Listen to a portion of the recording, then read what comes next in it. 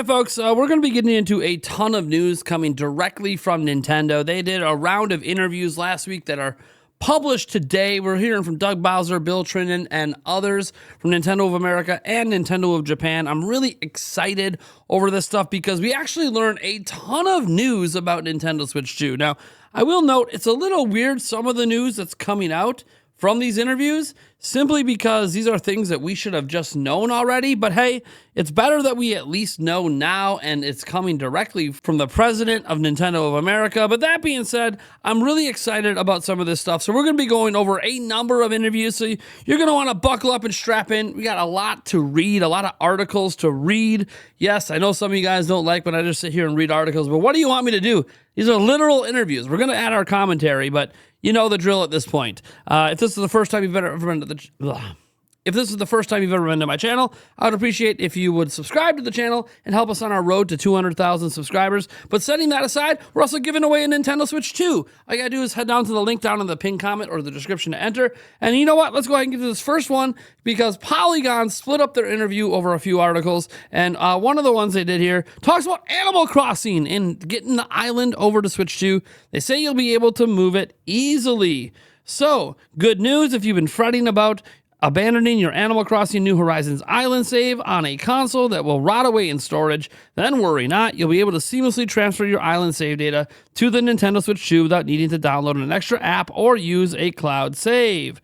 So, the Nintendo Switch 2 will have an option to do a complete system transfer from your original Switch, moving over everything in one process, including your beloved island. Nintendo confirmed this during an interview with Polygon last week. So, I should clarify that when you do a system transfer, everything like save data will remain on the Nintendo Switch, and once it moves to the Switch 2 as well, Programming Management Group Senior Director Tohiro Dota said. But the Animal Crossing Island will be an actual move, so it will leave the Nintendo Switch and move over to the Nintendo Switch 2. So that's really good news in general right there. Obviously, it'd be cool to have the island on both systems, but we've never been able to do that with Animal Crossing. So I just think in general, this is a good move. And look, it's kind of cool that all your save data will still stay on your Switch 1 and transfer to Switch 2, except your Animal Crossing Island. But it is nice that you can move your Animal Crossing Island directly over to Switch 2. You don't have to worry about losing it or leaving it behind if you decide to sell your Switch 1 and help pay for some of these Switch 2 games, or give you some money back after buying an expensive Switch 2.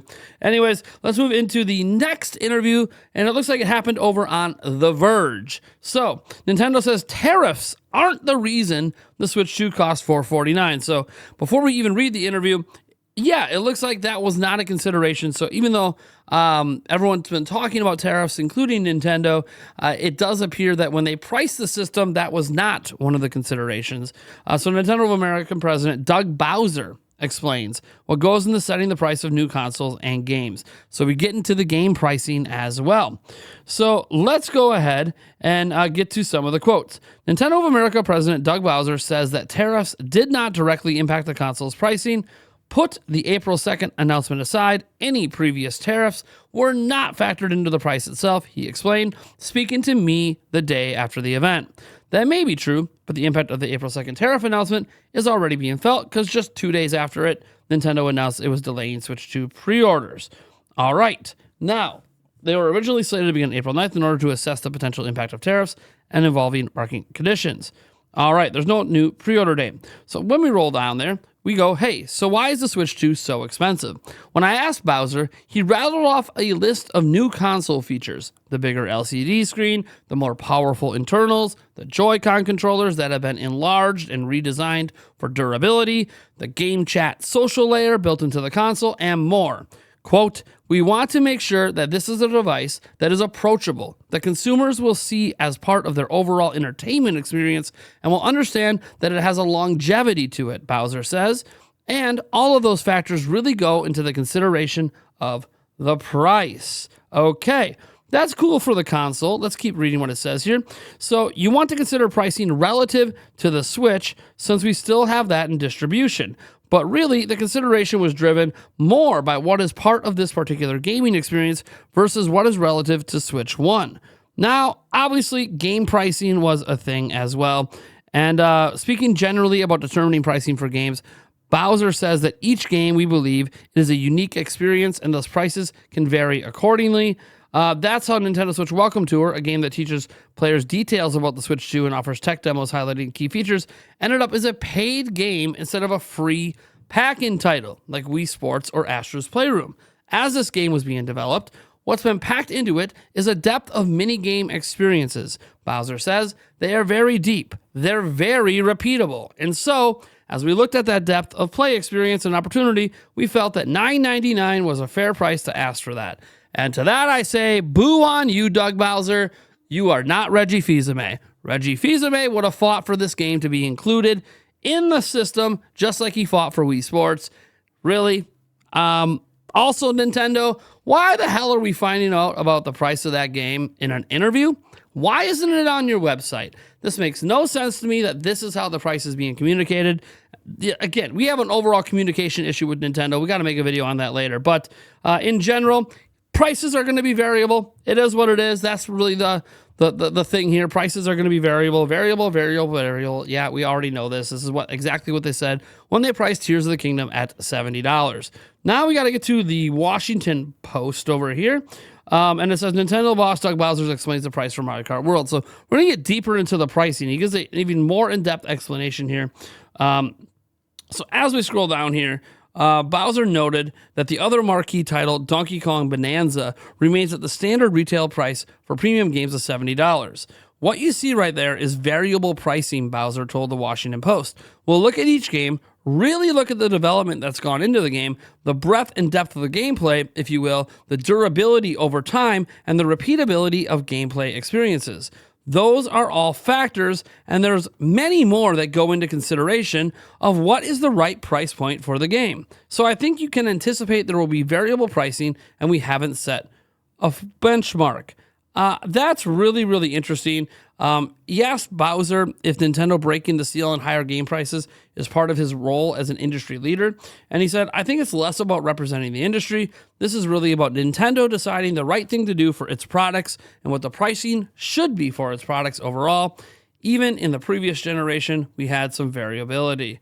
And then he pointed to various Zelda games like Tears of the Kingdom, obviously being $70. Well, Breath of the Wild was $60. Link's Awakening as a full remake cost $60, while the old Game Boy game was obviously cheaper than that. And then he says, I think for us, that's really how we want to proceed and go forward. I can't speak for other games that might be released by other publishers or other platforms. It's more about what we think is right for our content. What is the right value for the consumers as they come to our platform? And that's a lot of what he says on the pricing part. And he talks about the console cycle. He's like, now I even wonder what is the definition of a console cycle. We'll continue to keep Nintendo Switch as part of the family, giving consumers a number of different entry points as they can come into the gaming universe. He says there's no plans for a price drop as well, and all that. And he says, he'll continue to conserve, they'll continue to what I would say is that we'll continue to observe consumers and how they engage and enter into the platform at various levels to try to really understand what the future may look like. Here's the other point. We have an install base for the Switch of 150 million plus units. We'll probably announce more on May 8th when we have our next earnings call. We want to keep those players engaged. Not all of them may be ready to jump to Switch 2. And then he says, hopefully with time and the right games, it'll be compelling for them to want to come to the Nintendo Switch 2 in terms of converting Switch people over. We know there's a group of consumers that will absolutely be ready on day one to come to the platform. So, it was funny. This one's funny here. Celebrating the announcement of Elden Ring and all that. He said, the Dust Bloods will be a multiplayer game. He said, it was funny when it was announced. My son texted me right away and was like, what was that? That's right. Doug Bowser's son didn't even know that Dust Bloods announcement was coming. They're used for communication. So obviously talking about the purpose of mobile devices and all of that, and how Nintendo finds that to be attractive. But, look, this interview doesn't have a whole lot more into it. I just want to note that this, to me, is, one, a really good interview by Gene Park. Credit to him over at the Washington Post. But also, I find the explanation for the game pricing just to be very safe. A very Nintendo way of going about things, I suppose, is maybe the better way to say it. Just sitting there and explaining variable pricing and how not every game is going to be priced $80 and, blah, blah, blah. Look, this is literally what they've been saying for many years. very much towing the company line. I know you wanted to hear that, like, Mario Kart World is such a diverse game. It's the biggest game we ever made, the biggest budget, and that's why it's 80. That's not what he's saying. He did mention, though, like, hey, replay value seems to be a big factor in price determination. And yes, people are going to put hundreds, if not thousands of hours into Mario Kart. So I understand it. Doesn't mean I have to like it. We get to this next point here where it says Nintendo on AI. We're just going to use the Nintendo Everything article for this, even though there's big blank spaces because I'm blocking the ads. Sorry, Nintendo Everything. So Bowser, in an interview with CNBC, this is the only part of the interview that mattered, spoke about how AI is not the only method of developing games. He also pointed to the importance of Nintendo's developers and their artistic capabilities.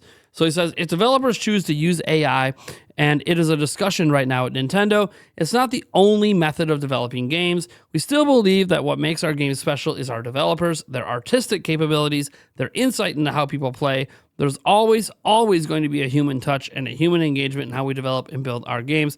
This is just reiterating, again, stuff Doug Bowser and others have said in the past, that while Nintendo obviously is looking into AI stuff, they're not going to sit there and rely on it. In fact, it's almost a challenge at the company to make sure they make games that cannot be done with AI alone. That's actually a quote from Shintaro Furukawa. Remember, I've said in the past he's built different. That was one of the ways he's built different, and that he's not going all in on AI game development. Now, have you ever wondered if the Nintendo Switch 2 carts taste like shit? Yes, I'm saying that literally. If you lick a Switch 1 cart, it tastes real nasty. There's a reason for that. Of course, they wanted babies and stuff not to swallow the dang things because they're small. Well, we have an answer. According to an interview over at GameSpot, Switch 2 carts still taste bad and designed purposely to be spat out. Oh, baby. So let's get to this thing. It says the Switch 2 includes a number of upgrades and improvements. We can skip over that part. But in an interview with GameSpot, Nintendo's Tohiro Doda confirmed that the gross-tasting coating returns for Switch 2 carts, adding that the goal was the same. We don't want anybody to be at risk of an unwanted consumption. We have indeed made it so that if it enters your mouth, you'll spit it out. So, yeah, I kind of did that back in the day where I tested out the Switch 2 or Switch 1 cartridges, and yeah, they tasted kind of gross way back in the day. He says, I do not advise that you do in terms of licking the Switch 2 cartridge. That means literally all of us are going to end up licking the Switch 2 cartridge. It's just how it is. Nintendo's Kuchi Kawamoto added, when the Nintendo Switch was being developed, I did lick it once, but never again. I can't believe that other people are trying that. As I said, this is like a personal challenge, man. We're going to be licking the Switch 2 cartridge on stream. Stay tuned for that. Moving in, the original Switch cartridges were coated with denotium benzoate. This is the same material from farmers used to stop animals from eating their crops. Whether or not Nintendo sourced the same substance for Switch 2 cartridges isn't immediately clear. So there's that. That is it from there. That's the big important news. Yes, folks, the Switch 2 cartridges are still going to be nasty. Now, some of you guys wanted the Nintendo Switch 2 to have achievements. Well, Nintendo commented on that as well. We go over to this interview at Polygon, and as we go down here, Bill Trinan. That's right, Bill Trinan. Did you guys know he is now the vice president of Nintendo of America? I know a lot of people didn't really realize what happened to Bill Trinan. We haven't heard from him for a while.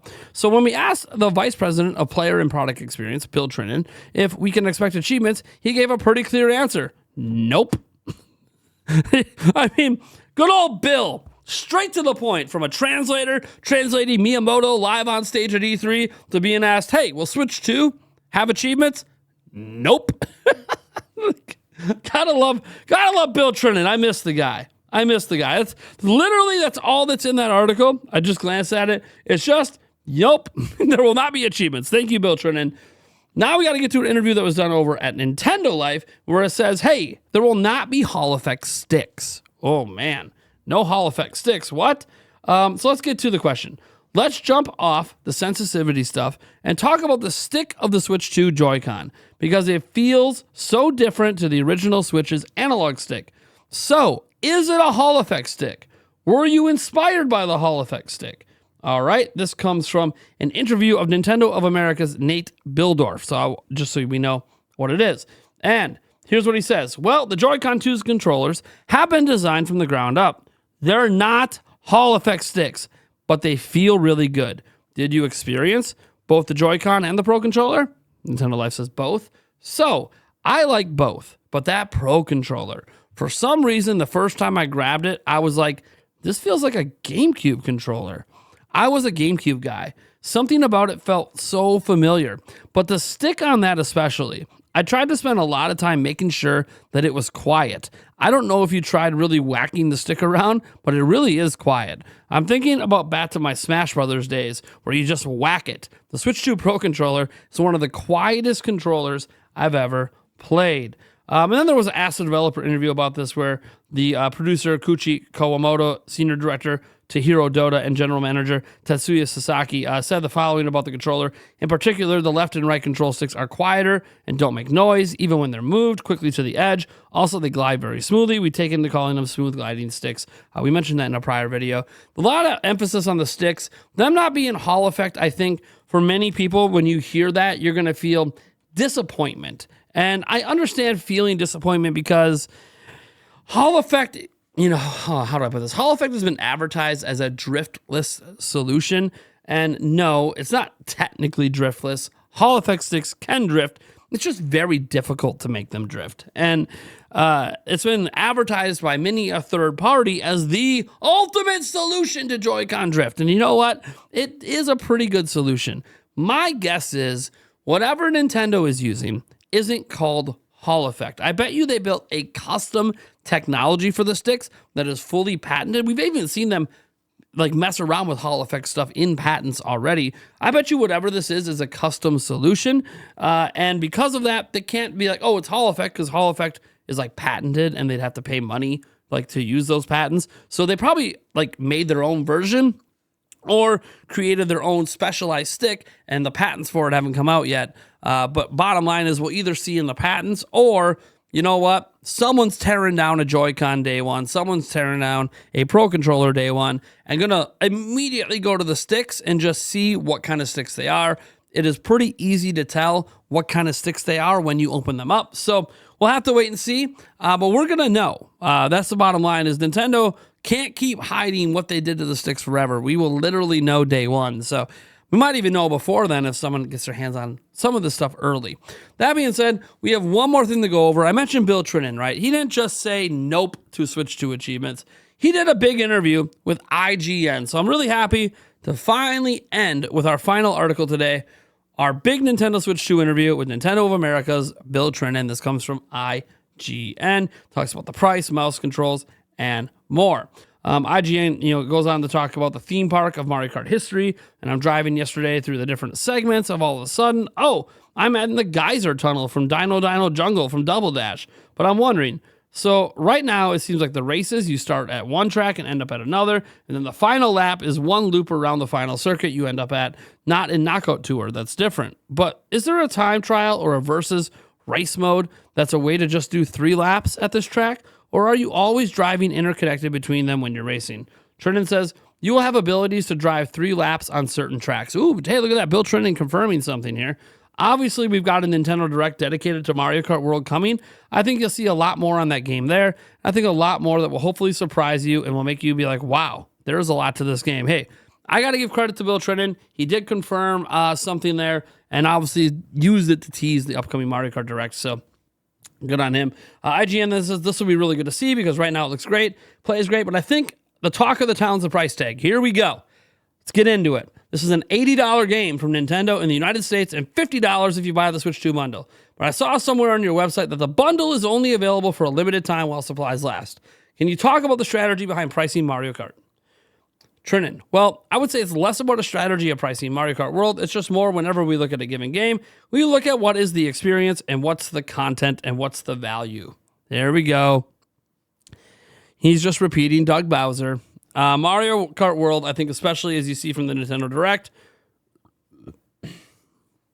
not to give you hints or anything, but I did read your article this morning, and I think you had mentioned that you didn't find a lot to discover when roaming around. So I would say tune into our Mario Kart Direct to see what. Maybe you'll be able to find out about that. But honestly, this is a game that's so big, so vast. You will find so many little things in it to discover, and there's still some other secrets remaining that I think people end up buying and playing the game. They're going to find this will probably be the richest Mario Kart experience they've ever had. So Bill Trinen also goes out to say, hey, there's just a lot in this game you don't know. All right. So getting here, it says, okay, on the pricing here a little bit, I'm looking at the Switch 2 editions of games. Some are 70, some are 80. That's what we're looking at right now. Some are cheaper than that too. I don't think we'll know the U.S. price for the Welcome Tour yet, but I think the Japanese price is around $10. Yeah, the U.S. price is $9.99, $99. Okay, digital only. Yes, I'm wondering about the strategy behind pricing of the Nintendo Switch 2 editions at the combination of the Switch 1 retail price. And then obviously they're trying to get the exact pricing here of the Switch 2 editions. So Trinan says, well, again, what I would say is we just look at each individual game and we look at the content and value of the game. And then we say, what is the right price for the value of this entertainment? What I would probably counter to some that is really what you're looking at is for the Nintendo Switch 2 edition, that the physical price for somebody that has not bought the base game. For somebody who bought Tears of the Kingdom or Breath of the Wild, the upgrade packs for those are $9.99, confirming the $10 price. If you happen to be a Nintendo Switch Online Expansion Pack member, both of the Zelda upgrade packs are inclusive with that membership, so there's no additional charge for those. But I think overall, our general approach is to really just focus on what's the content, what's the value, and then what's an appropriate price based on that. Okay, thanks. And then the pricing of the console itself too. Again, doesn't get into confirming the $20 price, but I think at this point, 10 and $20 is pretty well confirmed. I promise, I played Welcome Tour on the show floor, and I walked away and thought, this is a perfect packing game. Thank you, IGN. Somebody said it directly to Nintendo anyways. It shows what the console is. It shows HDR. It shows the new technologies.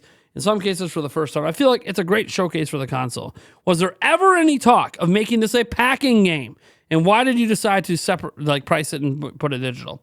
Vernon said, it's an interesting product. We're actually getting ready today. We're going to do some Nintendo Treehouse Live segments and covering a lot of games in detail. That's one of them, and I think people will be able to see through the Treehouse Live probably a little bit more, maybe than you were able to see on the show floor. It's a pretty robust piece of software. There's a lot of great detail in there. For some people, I think there are people who are particularly interested in the tech and the specs of the system and things like that. For them, I think it's going to be a great product. It really for people who want more information about the system, rather than necessarily a quick intro to everything it does. And for that reason, and just the amount of care and work that the team put into it, I think it was decided that, yeah, this feels like a $10 game. It's not an exorbitant price. It feels like a good value for what you're getting with the product. And again, this should have been packed in. Obviously, a lot of great information packed in, baby. Look, I hope you guys learned something new. A lot of stuff in there. A lot of stuff should have been communicated outside of interviews, but what are you going to do, folks? This is the way it is. That's the news. Thank you for tuning in, and I'll catch you in the next video.